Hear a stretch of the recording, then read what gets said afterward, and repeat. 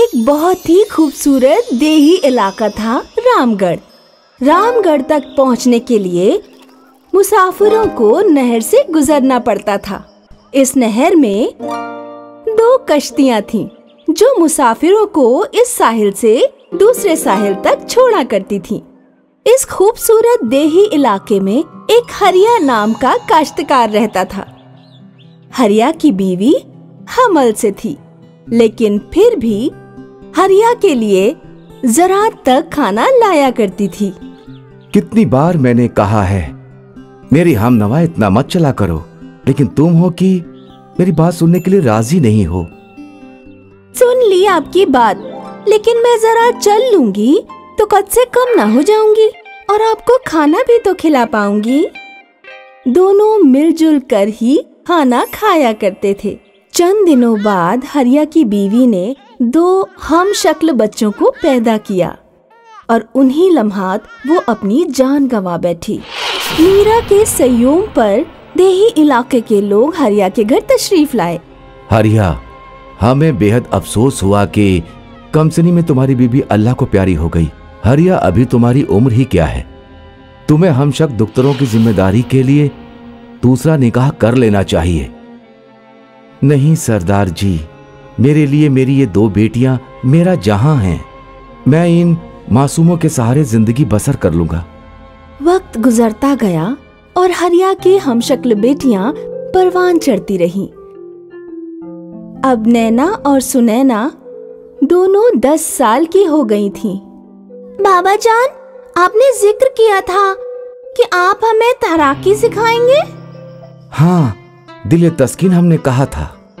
तो आप हमें कब तैराकी सिखाएंगे? मेरी प्यारी, काश्तकारी का बेइंतहा काम है। मैं तुम्हें इस इतवार को तैराकी सिखाऊंगा। इतवार पक्का ना? अब हाँ, बच्चियों, वादा है। हरिया अपने वादे के मुताबिक नैना और सुनैना को लेकर नहर पर गया और वहाँ पहले हरिया नहर में उतरा। अब देखो, बड़े इत्मीनान से अपने हाथों और पैरों को ऐसे चलाते रहना है। तवज्जो दो। नैना और सुनैना ने हरिया को बड़े ही तवज्जो से तैराकी करते हुए देखा। चलो नैना, अब तुम कोशिश करो। नैना ने डरते हुए कोशिश की। फिलहाल डर खौफ से नैना तैर नहीं पा रही थी। फिर धीरे धीरे समझने लगी। इसी तरह फिर सुनैना ने भी कोशिश की और जल्द ही दोनों को तैरना आ गया। फिर क्या था, हर दिन नैना और सुनैना अपनी तैराकी का मश्क करने आती। चंद दिनों बाद हरिया सरदार के पास गया। सरदार जी, मुझे नैना और सुनैना का पैदाइश का दाखिला चाहिए। वो तुम्हें मुहैया करा दिया जाएगा, लेकिन तुम पैदाइश दाखिले का करोगे क्या? मैं दोनों को देही इलाका के स्कूल में तालीम दिलाना चाहता हूँ। तुम अपने दुख्तरों को तालीम देना चाहते हो। हमारी देही इलाके की तो कोई लड़की तालीम हासिल करने नहीं जाती। तुम देहात की रिवायत को खराब कर रहे हो। कल से तो सभी लड़कियां बोलने लगेंगी कि हमें भी तालीम हासिल करनी है। तो घर और काश्तकारी का काम कौन करेगा? आप जो भी सोचें सरदार जी, मैं अपने दुख्तरों को तालीम दिलाना चाहता हूँ। आप उनका मुझे पैदाइश दाखिला दे दीजिए। सरदार ने कुछ किताबें निकाली और हरिया को नैना और सुनैना के पैदाइश के दाखिले दे दिए।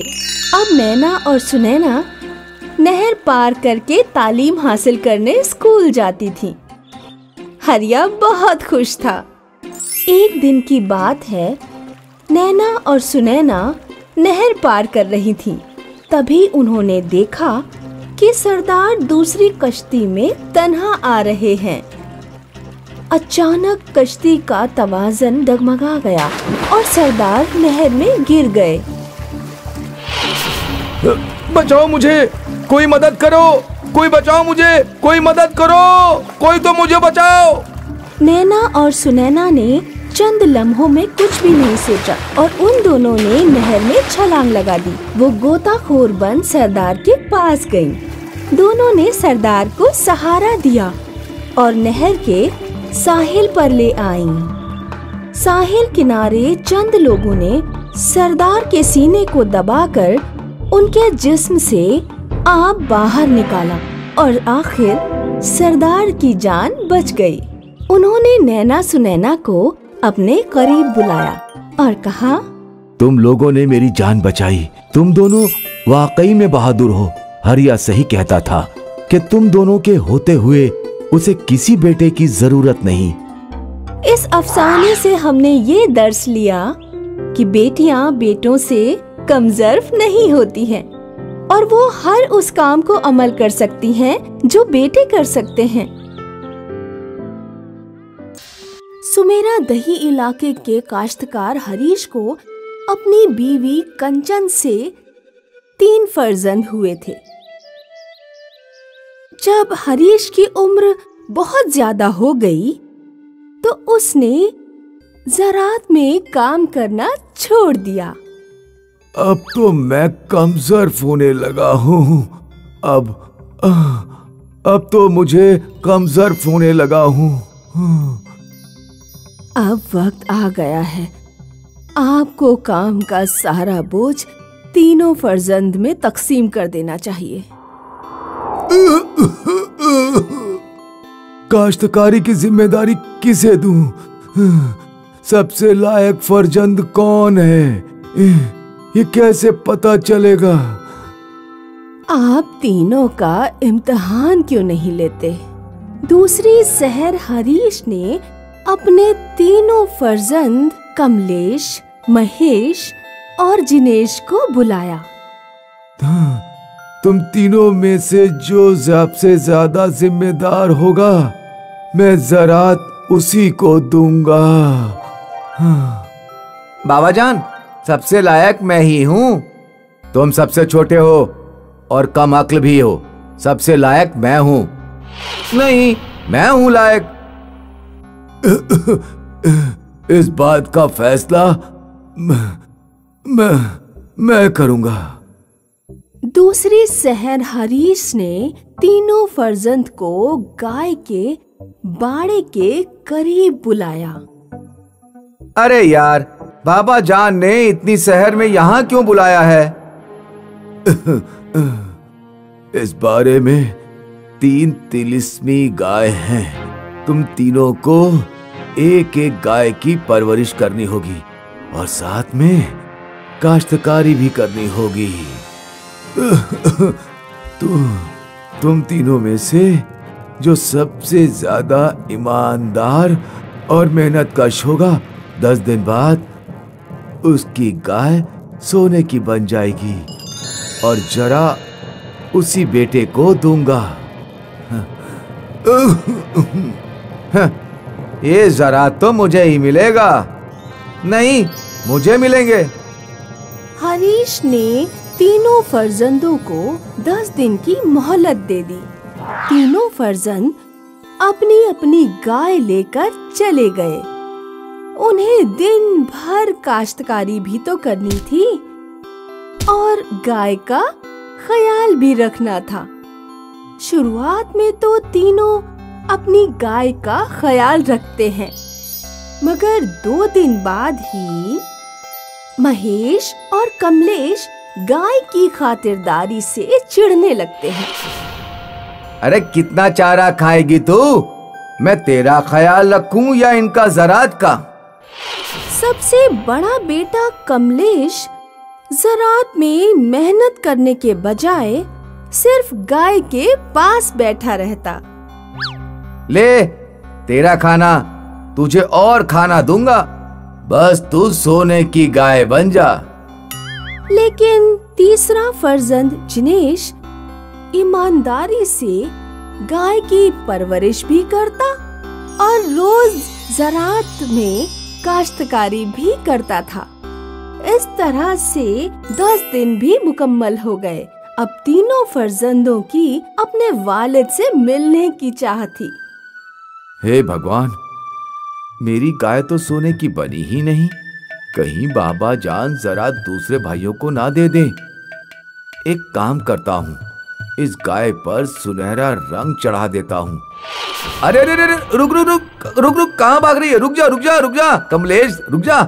कमलेश की तरह डरकर महेश ने भी अपनी गाय के ऊपर सुनहरा रंग चढ़ा दिया। अरे सींग क्यों मार रही है? रुक रुक रुक रुक, अभी अभी अभी तेरी पूंछ पकड़ता हूँ। कमलेश और महेश अपनी अपनी गाय लेकर हरीश के पास गए। कमलेश और महेश की सुनहरी गाय देखकर हरीश हैरान ज़दा हो गया।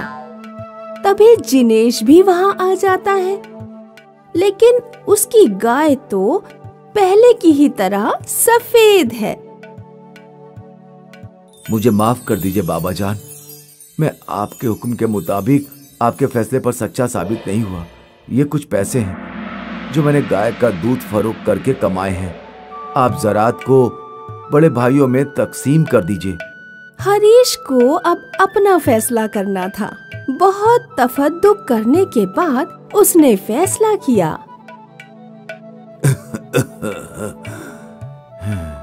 मेरे सारे ज़रात आज से जिनेश संभालेगा। ये सुनकर दोनों भाई हैरान ज़दा हो गए। लेकिन अब्बा जान, आपके हुक्म के मुताबिक सोने की गाय तो हमारे पास है।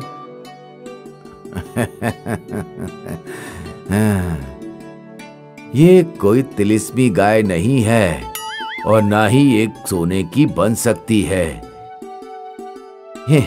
ये तो मैंने सिर्फ तुम्हारे इम्तिहान लेने के लिए कहा था। तुम दोनों ने अपने मुफाद के लिए मासूम गाय पर ऐसा गंदा रंग चढ़ाया, उसे परेशान कर डाला।